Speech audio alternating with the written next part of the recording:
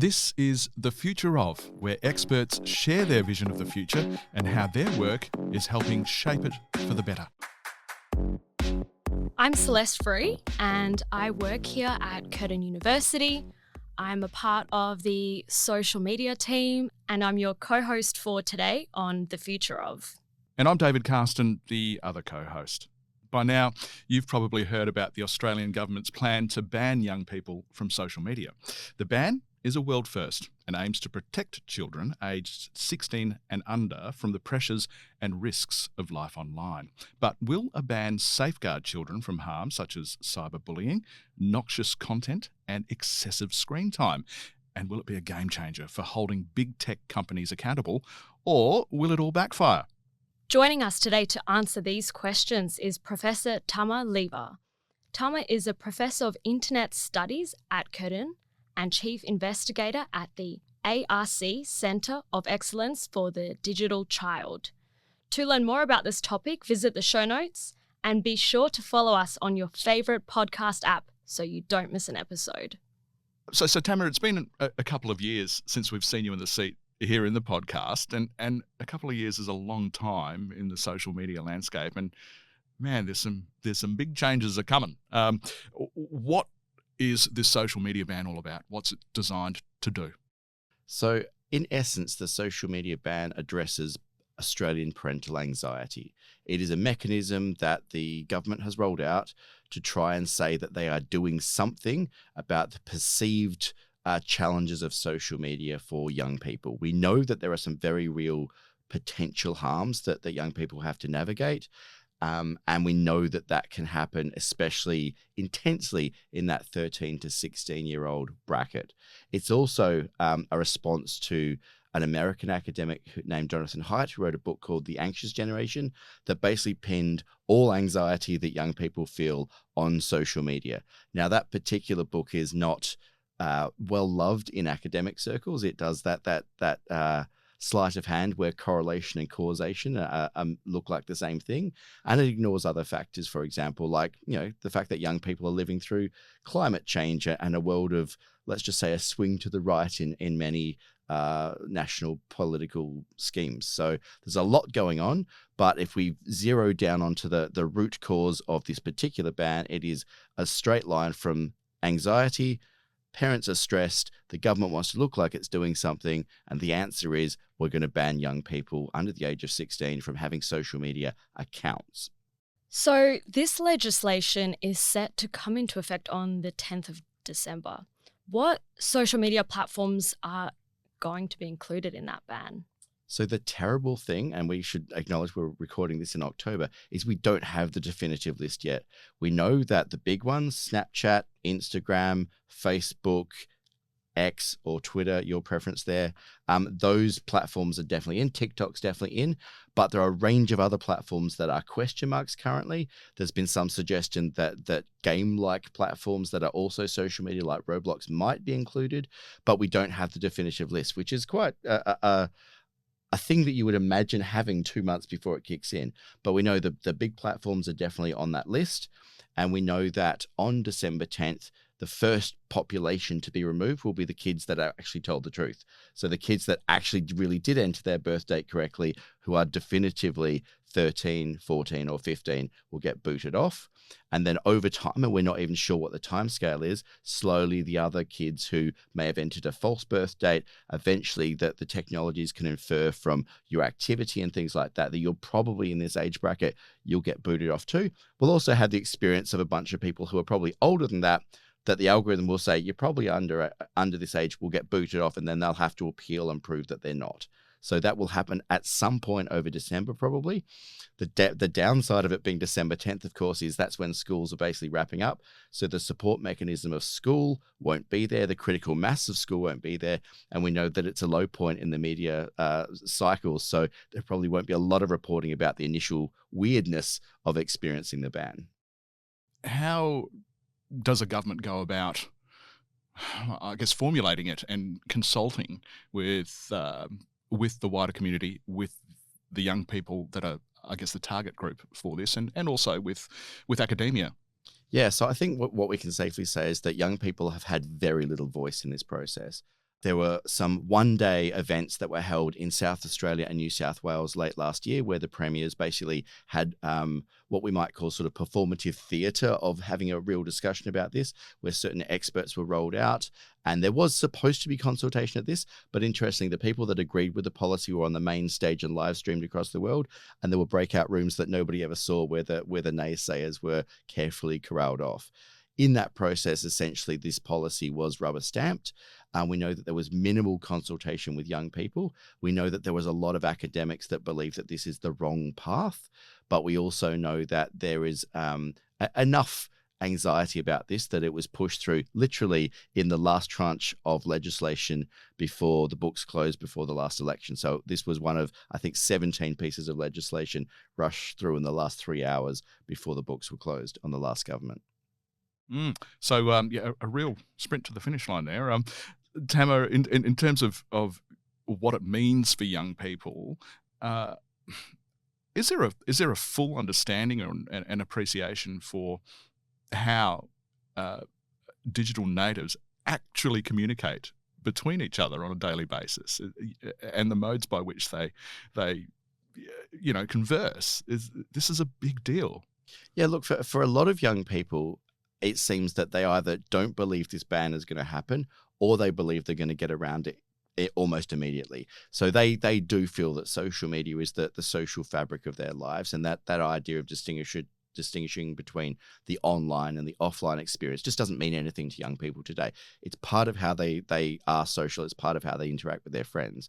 So I think for them, often the harms that are imagined in this space, and there are some real harms here. We know, for example, people who are confronting depression, people who are inclined to disordered eating content being a red flag, those are known harms, and there are definitely things that need to happen to make these platforms safer and more appropriate for young people. But we also know that there are huge benefits. We know that these are platforms that enable young people to have a voice, to engage in politics, to interact with each other socially, to build a raft of different skills.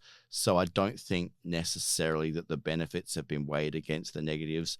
And I also think one of the most difficult things here is there is a bit of a sleight of hand where, when there have been a couple of high profile parents rolled out who believe that their children have suicided because of something to do with social media, almost always that's a story about cyberbullying. Nothing about cyberbullying will be fixed by these platforms going away, because messaging platforms are not part of the ban. So it's unfortunate that I think a lot of parents might feel like something's been done. And I think we need to be really careful to see just how little is actually being achieved by these specific platforms being inaccessible.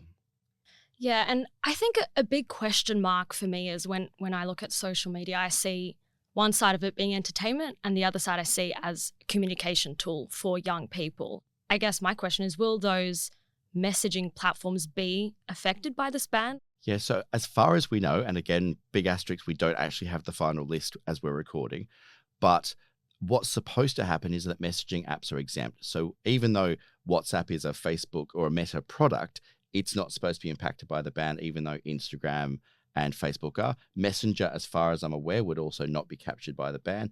Neither would sort of embedded messaging in sort of your Apple or your Google platform.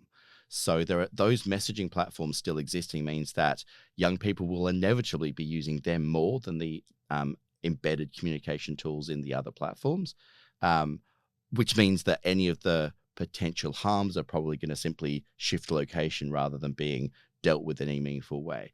I guess the only thing that this ban might achieve is reducing the impact of algorithmic amplification. So we know that TikTok or Reels on Instagram or YouTube Shorts has the potential that if you look at a bunch of problematic things, that it will push more of those problematic things in front of you. So we can realistically say not having an account on those platforms will reduce the likelihood of that happening. But we also have to keep in mind, and this is one thing, again, I think parents don't understand necessarily, is that it won't be that you can't look at content. You can look at TikTok content, you can look at YouTube content without an account. So there's still a way to get to that material. You just won't have it algorithmically fed to you in a feed. That's the only real difference here, the only thing the ban's actually achieving. So, Tama, who do you see as being the most vulnerable when this ban does take place? So I think the population that's going to find this ban most traumatic is going to be young rural and regional teens in Australia who don't have the same sort of support network around them. That at least in the cities, you've got obvious other ways to find support. But if you're a queer kid in rural Australia, your only access to support is probably through the internet, through social media. If you're accessing mental health support, you're probably finding it through social media. So taking social media away means that we are immediately going to need other scaffolding to provide that support, and it does not currently exist. I've worked with Headspace, for example, have gone, we've got a really, spiffy website. Teens don't find it. They find us through our social media accounts. And I think for teens trying to learn other pathways to support when you've not experienced that before, it's going to be really, really hard. So I think the potential for trauma for especially rural and regional teens is going to be very high. And we're going to need to be really mindful of trying to support those kids at a time when they're going to feel like the rug's being pulled out from under them. So, then I guess, how is this ban really going to be benefiting young people?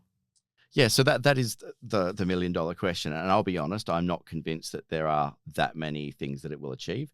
Reducing that algorithmic amplification is the only obvious one. So it does mean that you can't end up on a sort of a spiral into the darkest domains of TikTok, of which we know there's some very problematic content, and the same for other platforms. But beyond that, it's pretty hard to tell what this will achieve. I know the Prime Minister has said a number of times, oh, this is going to get kids outside kicking the ball. I don't think he's met a child in the last decade because kids are balancing sporting endeavors and social media. You can see kids organizing their sports team on social media before they go and kick the ball, for example. So I think that division is artificial and a bit silly, if I'm perfectly honest. I imagine one of the challenges, though, will be that young people are going to find other spaces. And if we take away the spaces that we know and recognize and have at least attempted to ask them to regulate, people are going to turn up, young people are going to find other spaces that are potentially darker, less known, and more risk will be involved. So I think there are some, as one door shuts, another door will open. And if that door leads to a darker space, that's probably where the kids are going to go. Well, Tama, you mentioned earlier that we're looking at I guess a perceived course of action on behalf of government. But wouldn't you say, as government, government actually needs to be doing something in response to community concern? And if this isn't the right strategy, what is the correct strategy? What is the right way forward in addressing these concerns? Yeah, so you're absolutely right. Like, I think most Australian parents, when surveyed, think that this is better than nothing, which is completely fair because there is a real perceived challenge around social media. And it would be fair to say also, Tama, that there are parents in government making policy. Oh, absolutely. I mean, I think that the communications minister has a number of young children, for example. So we know that people at the coalface are looking at their own kids and going, what do I want to do for them? So I'm not suggesting this is completely disingenuous across the board, but I do think the mechanisms of it are questionable. What I would prefer myself, and what I know a lot of research has suggested, is that rather than completely removing young people from social media, we do a better job of regulating the platforms and saying there should be age-appropriate experiences. That if you're on TikTok at 13 or 14, you should have a demonstrably different experience. There should be a whole lot of content that should never get to you, but you should then be able to get the benefits of creating, of engaging with people that your own age, of seeing content that is appropriate for you.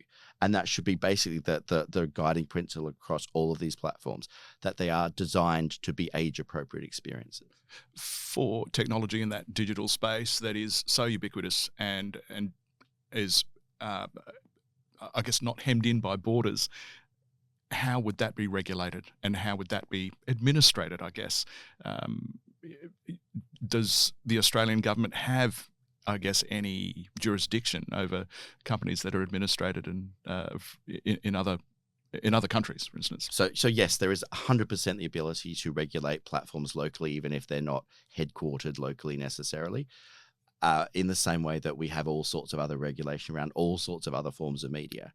So I don't think the question of can is the problem. I think, to be honest, that it's tricky. It's hard to write good legislation to ask platforms to create age-appropriate experiences. We know, for example, that it's taken a number of years, but only at the end of next year, at the end of 2026, will we have an online privacy code for children that will kick in finally then. We do know, though, that the design principle of safety by design is something that is well known. And that is the idea that we should perceive and test for risks before we turn platforms on, not wait for the platforms to be going and they go, oh, there were all of these harms we didn't imagine. I guess we'll do something about them, which is the current approach. So I think safety by design, which is something that is pushed by the Australian E-Safety Commissioner, is a good starting place, but also giving children's the respect of the rights that they're supposed to have. We know that the UN Convention on the Rights of the Child gives privacy, but also access to technology as a fundamental right that children should have. So how we balance those rights, I think at the moment is an open question. Yeah, I mean, digital equity is such an important factor in all of this. This is an entirely different world that is changing and moving forward at a breakneck pace. And I guess, devising policy for this, it's fraught, isn't it, Tama?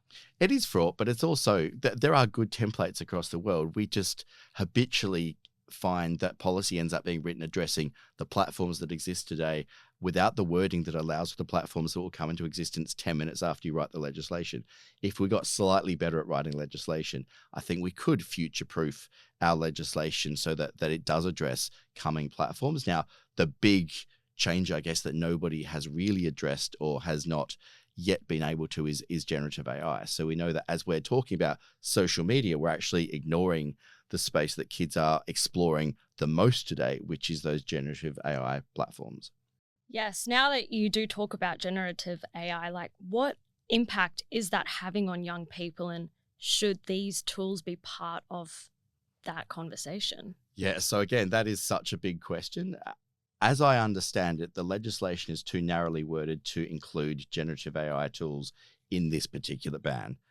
I do think we desperately need to look at those tools and know that there are some very serious risks for young people that those tools can perpetuate. We know that, for example, the problem of sycophancy, so the idea that these tools are dialed up to agree with you rather than provide the actually factually correct information, is a big problem. Because if I am having a bit of a delusion about how important I am and these tools reflect that back to me, that can really seriously damage my mental health as I'm growing, for example.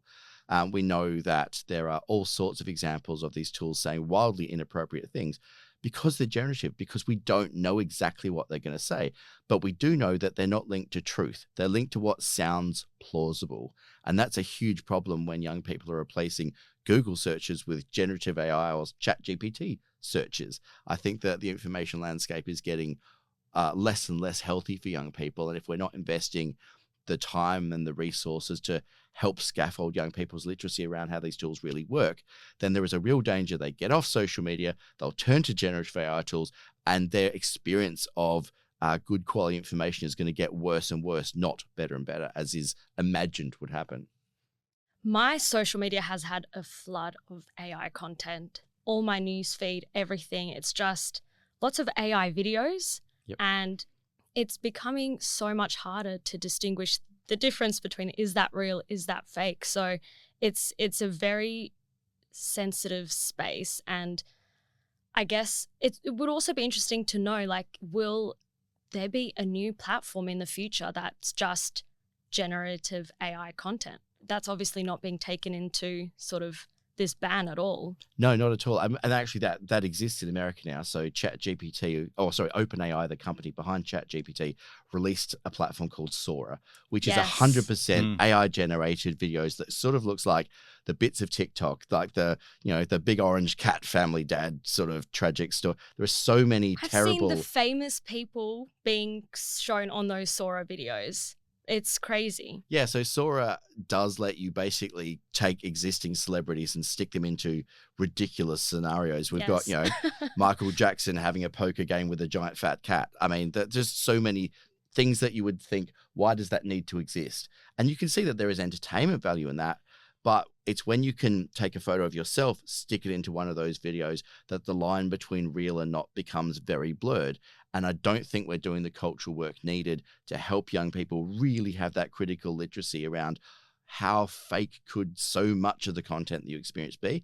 And if we remove social media that at least has some real content and we only have access to Sora and those AI generated feeds, it's hard to see how that would be a good outcome for young people today.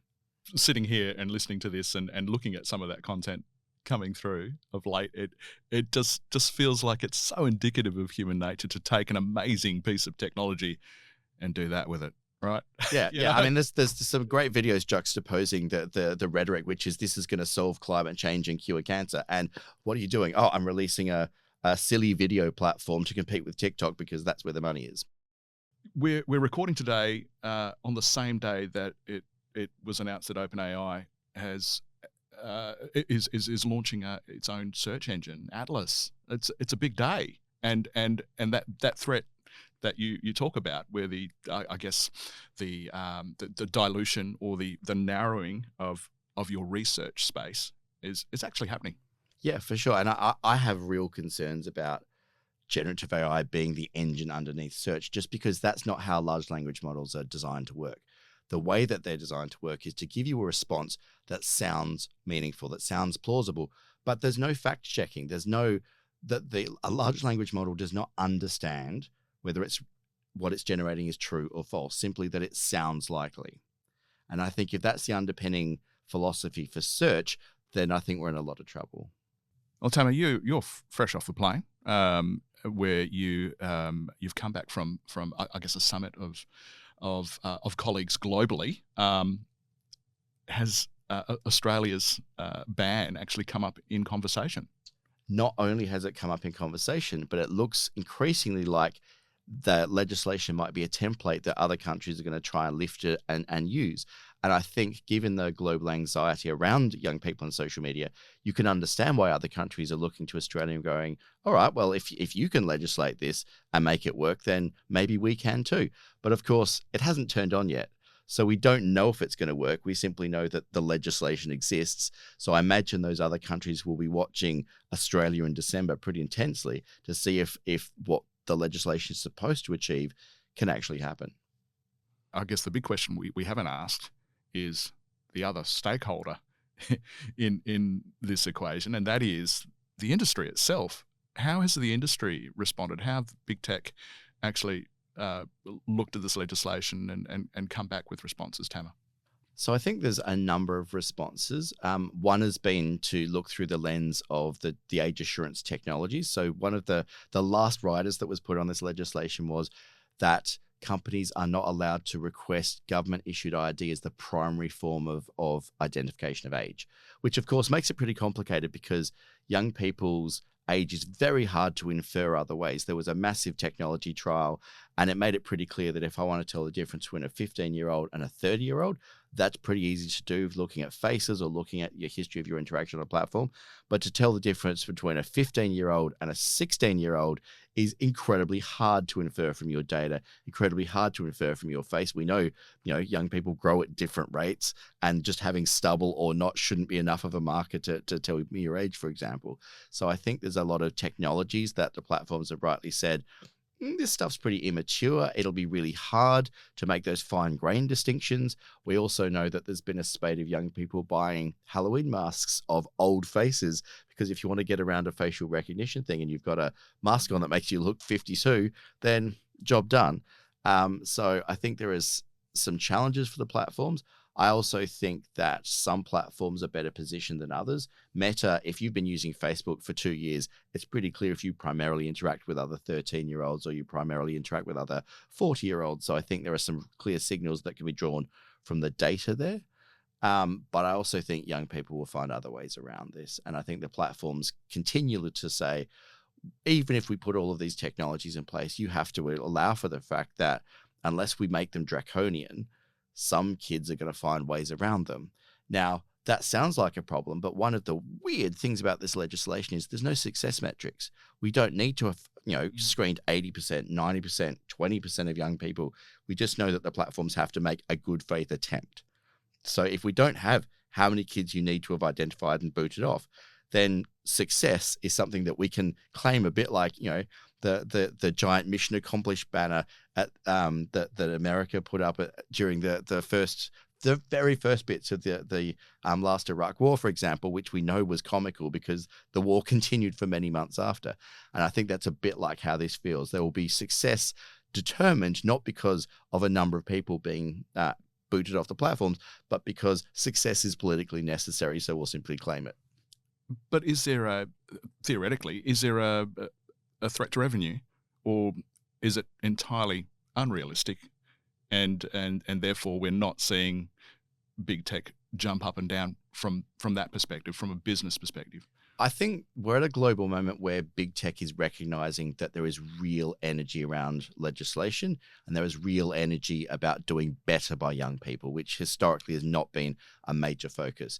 Now, what we've seen, for example, in other jurisdictions, in America, for example, Instagram originally rolled out Instagram for teens. It realized that even doing that was not sufficient. And it's now said that it's going to have a bespoke experience for under 15s that'll be a bit like PG-13 ratings, that the only content you'll see is stuff that's been determined to be age appropriate.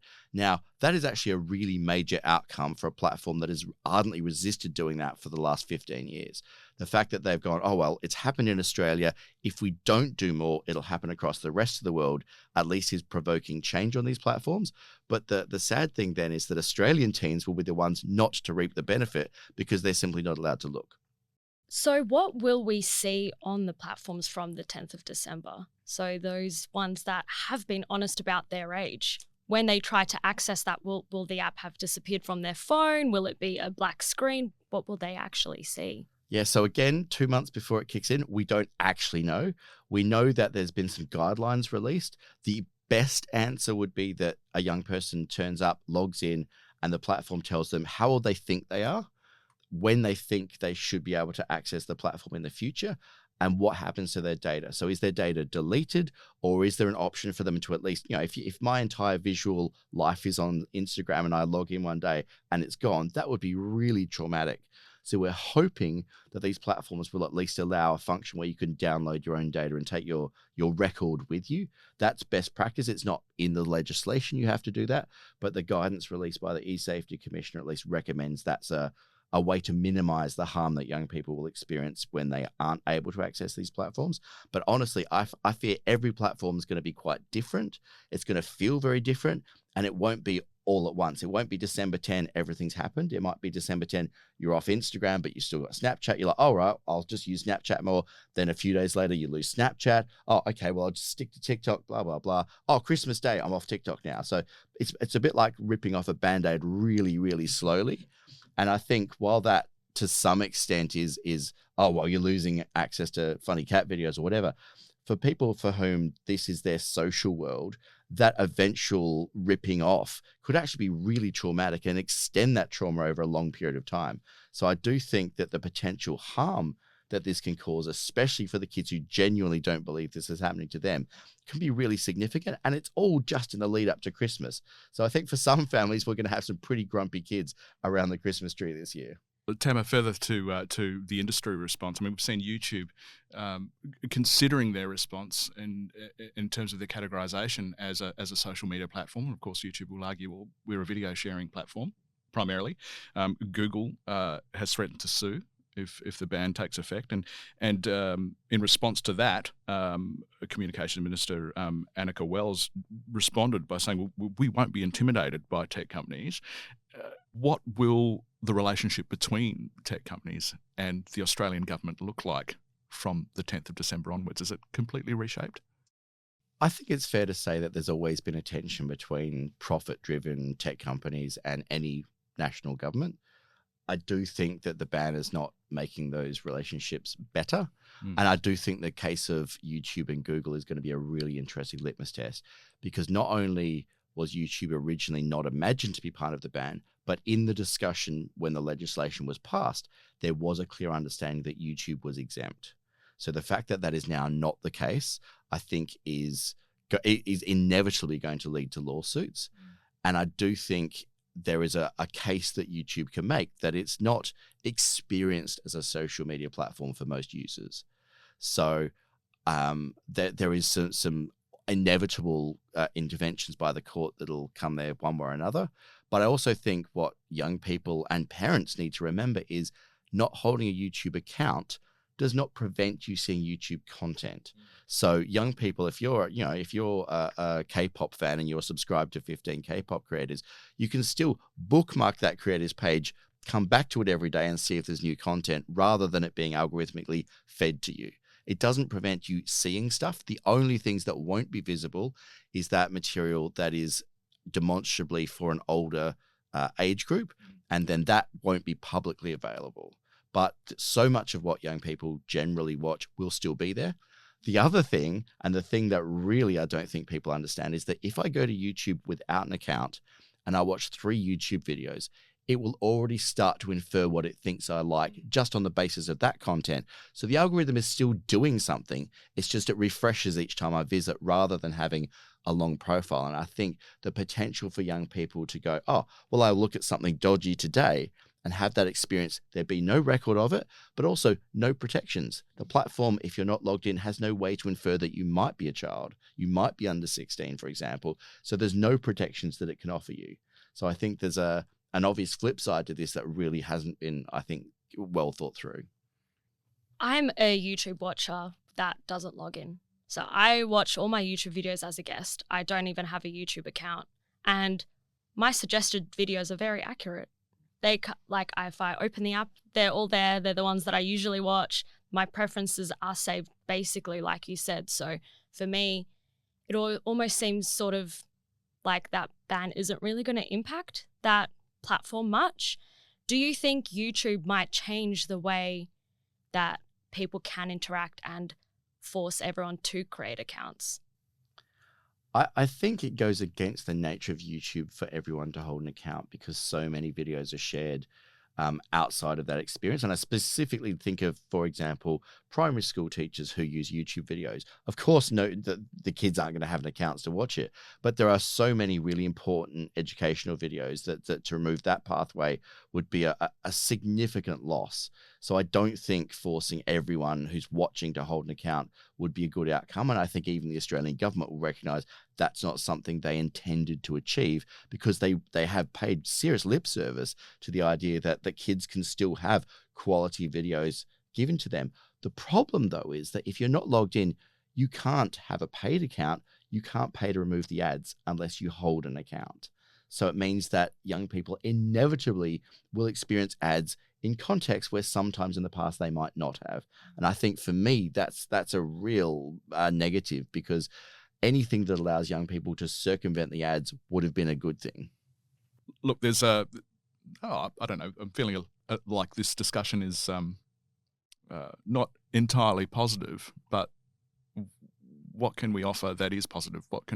Tamer, what can you advise parents and carers and the target group for this ban? What do you suggest in terms of how to live with these new circumstances? So let's zoom out. Let's for example say what should be done in those 3 years. If really we create an extra 3 years for 13 to 16-year-olds where they're not in theory on social media anymore, the best possible outcome there is a massive investment in digital literacy programs that schools across the board and other programs allow young people to model, simulate, and experience digital scenarios so that they can build that digital citizenship that they might have done anecdotally or socially in the past, so that when they're 16, they don't suddenly just get thrown at social media not knowing what to do. So we really need to prepare them, and it's possible to make them really robust digital citizens if we invest enough in that educational program. We've seen some hints of educational investment, but nowhere needed not the scale needed to make that time really work. What I would say today, though, to parents is they need to be mindful of 2 things. One is that their child or their children will experience this in different ways. It won't all happen at once, and it may happen differently, even if your kids are of a similar age. But it does not mean that the job is done. It does not mean that suddenly the internet is safe. You still have to have an open door to have a conversation with young people about anything they might experience. It's also really, really important to emphasize that the law puts the onus on platforms, not kids. If kids find a way around this, they have not broken the law. and they should still feel comfortable that they can communicate with parents or other trusted adults about what they might experience online. If they see something that they find traumatic, they desperately should feel the ability still to talk to adults about that. And if they lose that confidence that they can talk to someone, that would be the absolute worst outcome of this process.